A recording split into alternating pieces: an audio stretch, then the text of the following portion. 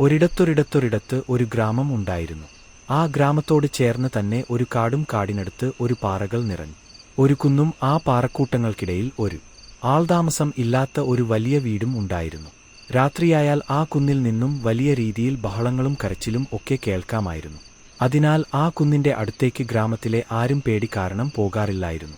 ആ കുന്നിൻ മുകളിലെ വീട്ടിൽ പ്രേതം ഉണ്ടെന്ന് ഗ്രാമീണർ വിശ്വസിച്ചു. ഗ്രാമത്തിലെ യുവാക്കൾക്കിടയിൽ ഒരു സംസാര വിഷയമായി തന്നെ ഈ വീടും കുന്നും പതിയെ മാറിയിരുന്നു.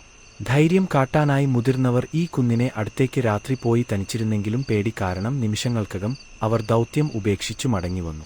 അപ്പോഴാണ് നമ്മുടെ നായകന്റെ എൻട്രി. നമ്മുടെ നായകൻ എന്നു പറയുന്നത് കോളേജ് പഠിക്കുന്ന ഒരു യുവാവാണ്. പുള്ളിക്ക് പ്രേതബാധ ഇങ്ങനെയുള്ളതിലൊന്നും യാതൊരു വിശ്വാസവുമില്ല. സത്യം പറഞ്ഞാൽ ഈ യുവാവ് ഈ ദൗത്യം ഏറ്റെടുത്തത് തന്നെ ഈ കുന്നിൻ മുകളിൽ അസ്വാഭാവികമായി ഒന്നുമില്ല എന്ന് തെളിയിക്കാൻ വേണ്ടി മാത്രമാണ്. ഒരു ദിവസം രാത്രി നമ്മുടെ നായകൻ ഈ കുന്നിൻ മുകളിലേക്ക് യാത്ര തിരിച്ചു. ഇരുട്ടിൽ പാറക്കൂട്ടങ്ങൾ കണ്ടതോടെ നമ്മുടെ നായകന്റെ ധൈര്യമെല്ലാം ചോർന്നുപോയി. ഈ സമയത്താണ് കുന്നിൻ മുകളിൽ നിന്ന് ഒരു നിലവിളി കേട്ടത്. അതോടെ യുവാവ് പരിഭ്രമത്തിലായി. യുവാവ് നേരെ ഗ്രാമത്തിലെ തന്റെ വീട്ടിലേക്ക് നടന്നു. ധൈര്യം കാണിക്കാൻ പോയി പേടിച്ചു വിറച്ചു വന്ന യുവാവിനെ നമ്മുടെ നാട്ടുകാരെല്ലാം വളരെയധികം കളിയാക്കി. കളിയാക്കലുകൾ അധികമായപ്പോൾ നമ്മുടെ നായകൻ ഒരുവട്ടം കൂടി ആ കുന്നിൻ മുകളിൽ പോകാൻ തീരുമാനിച്ചു. അങ്ങനെ ഒരു ദിവസം രാത്രി വീണ്ടും യുവാവ് ആ പാറ മുകളിലേക്ക് യാത്ര തിരിച്ചു. ഇത്തവണ എങ്ങനെയും ഈ ഒരു രാത്രി ആ പാറ മുകളിൽ ചിലവഴിക്കാൻ യുവാവ് തീരുമാനിച്ചു. ഇരുട്ടത്ത് പാറമുകളിൽ എത്തിയ യുവാവ് കണ്ടത് അലമുറയിട്ട് കരയുന്ന ഒരു സുന്ദരനായ കുട്ടിയെയാണ്. നായകനെ കണ്ട് കുട്ടി കണ്ണുകൾ തുടച്ച് അവന്റെ അടുത്തേക്ക് വന്നു. നായകൻ കാര്യം തിരക്കി. ഈ രാത്രി നീ എന്താണ് ഇവിടെ ചെയ്യുന്നത്? അപ്പോൾ കുട്ടി തന്റെ കഥ അവനോട് പറഞ്ഞു.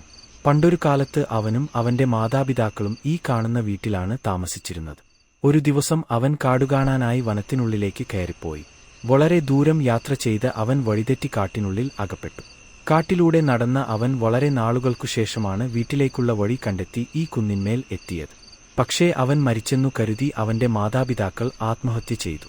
അന്നുമുതൽ അവനീ കുന്നിൽ ഒറ്റയ്ക്കാണ്. കുട്ടിയുടെ കഥ കേട്ട് യുവാവ് ദുഃഖിച്ചിരുന്നു. ഈ കുട്ടിയെ ആണോ ഗ്രാമത്തിൽ ഉള്ളവർ പ്രേതം എന്ന് വിളിച്ചത്?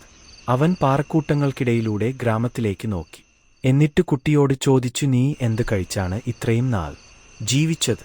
അവൻ തിരിഞ്ഞു നോക്കിയപ്പോൾ കുട്ടിയെ കാണാനില്ല. അവിടെ എല്ലാം തിരക്കിയെങ്കിലും കുട്ടിയെ കണ്ടെത്താനായില്ല. അവസാനം ആ രാത്രി അവിടെ കഴിഞ്ഞ ശേഷം അവൻ ഗ്രാമത്തിൽ തിരിച്ചെത്തി.